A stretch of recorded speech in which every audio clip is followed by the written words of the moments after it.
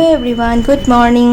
Ngasi se jerum kharaga dedi sarenga ngasingi marunga order tawgi bani ado hoje ingon tasida thunare akoi sukui bese sum sareng budi amuta order tawdi to panga budi order tawna chagare ado sareng se kamai tawge ana jenge na order tawgi bani ado lapodi yam phajana lai packaging ga jam phajana tawbire ado sareng se 500 la 600 gram la kawre ado nga sing marum simaga angang dinga sa bani na ma di jerum moina tawbire packet kasi jam phajana moi packaging tawna thabire ado nga marum se jinghalake packet se hangdo kamai tawge na jingsi packet se hangdo jingmudi nga se haife jami nga marum ga se kamai tawdona khangde sonda icha nupa su nga cha daba aduni ado nga se prap ina cha amaga papa bacha taw thokpire ado khoi chakadaba masu leiba imota gi thaba ma khoi gi thoklaba aduna so nakana megi su hogale megi charaga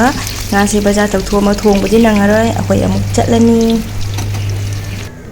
Hello everyone, good morning.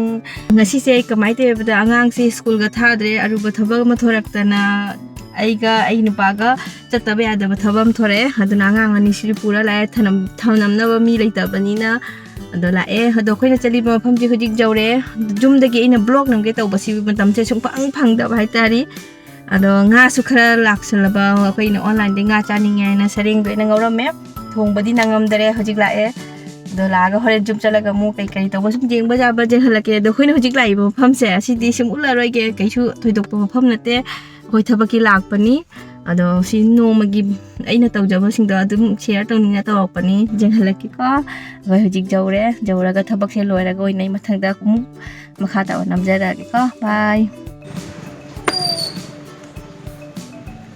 Hoi lupopa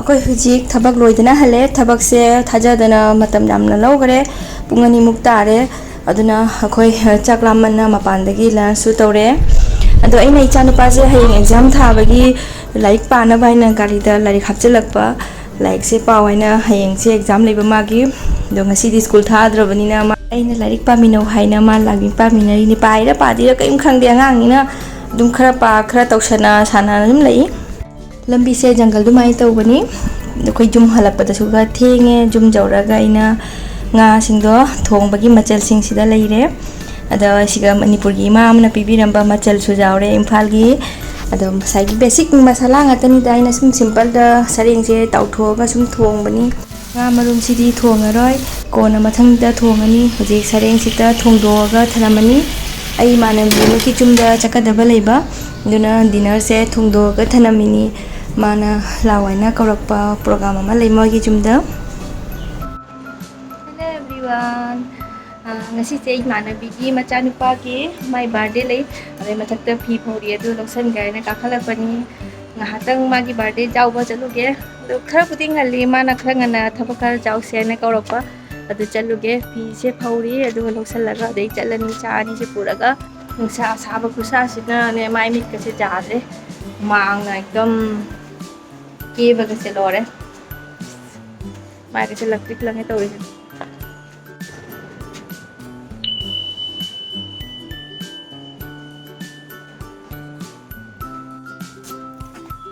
angang ani di pura ko pa ये तो बाद में देखेंगे है ना कर दो है होय गाड़ी तो मत करे बिकी जुम्बा मान थिलाम गनी है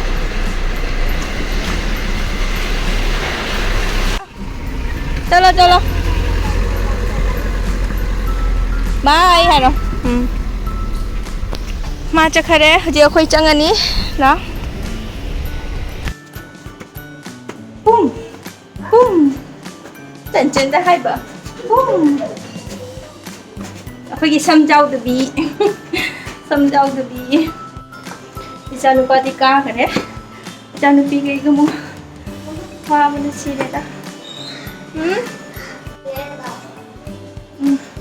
moi su akhoi du mai na to floor da ni moi lei che leaf lei te khoi na ai hom che una sire ka ba da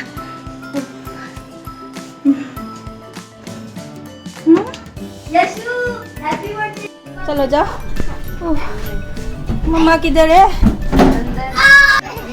मेरी Rehan, don't touch it. Yashwin. Yashwin. कितने number? Aunty यहाँ पर यशविन लिखा है। हाँ, सही बोला।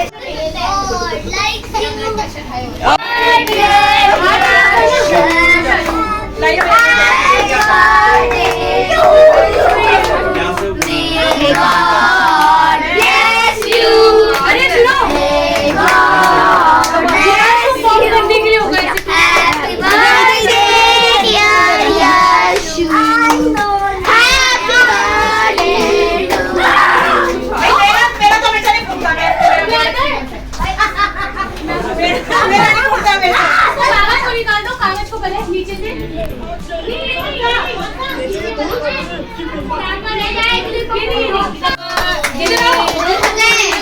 चलो भाई फिंगर दो। Happy birthday to you.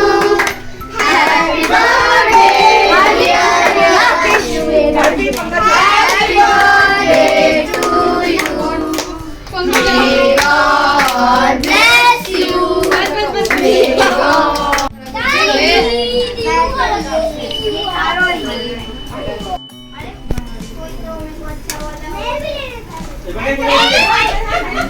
जमा दे दे कोई मेरे को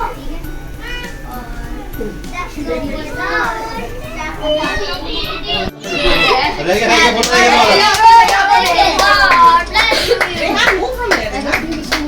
एक आपको दे दो, कैमरा दे दो, कुछ हाँ, वही तो। एक फोटो।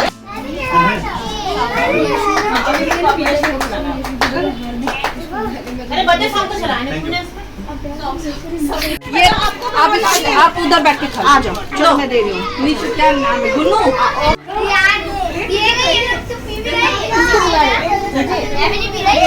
भैया को भैया आपको बुला रहे हैं। कोई बात नहीं, everybody is having it. Rehan अब वो तुझे हमें बोल रहा है